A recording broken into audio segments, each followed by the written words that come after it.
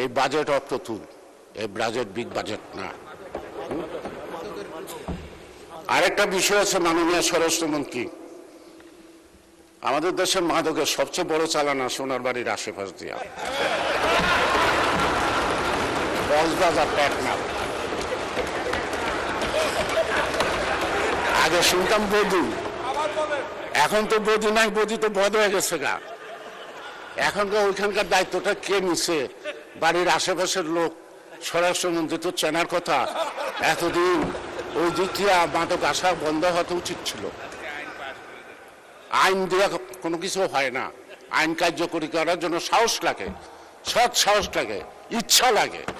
সুতরাং আমাদের একটা বড় চ্যালেঞ্জ এখন বাংলাদেশে মাদক আসক্ত।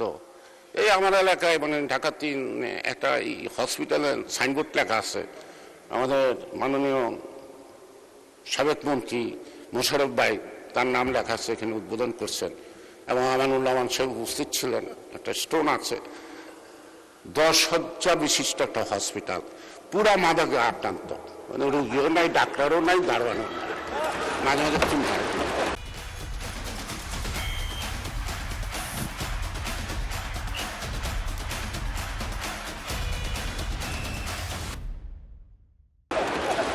একটা নির্বাচনী এলাকার মধ্যে 10 শয্যা বিশিষ্ট একটা হসপিটাল আছে। কি গর্ব আমাদের, কি অহংকার, আমরা কত আগাচ্ছি, কত কিছু করে ফেলেছি দেশের জন্য। যেখানে আদমশুমারি অনুযায়ী লোক সংখ্যা হলো 6 লক্ষ, 6.5 লক্ষ, কিন্তু বেসরকারিভাবে 15 লক্ষ লোকের উপরে বসবাস একটি আসনে, ঢাকা 3-এ। সেখানে একটা হসপিটাল আছে, তার মধ্যে মাদক আসক্ত। তা মাননীয় স্পিকার, আমার মনে আমার সব কথার মধ্যে সব দাবি হয়ে গেছে।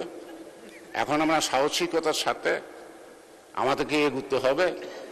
দেশ স্বাধীন করতে যখন বিরোধিতার মধ্যে পড়ছিলাম, আপনিও পড়ছিলেন, সকল বিরোধিতাকে কাটিয়ে যখন দেশটা স্বাধীন করতে পারছি, আজকে বহুদিন পরে এই অর্জিত গণতান্ত্রিক সরকার এবং গণতান্ত্রিক এই পার্লামেন্ট আমার মনে হয় সকল বাধা বিপত্তিকে অতিক্রম করে, মোকাবেলা করে আমরা আমাদের লক্ষ্যে পৌঁছতে সক্ষম।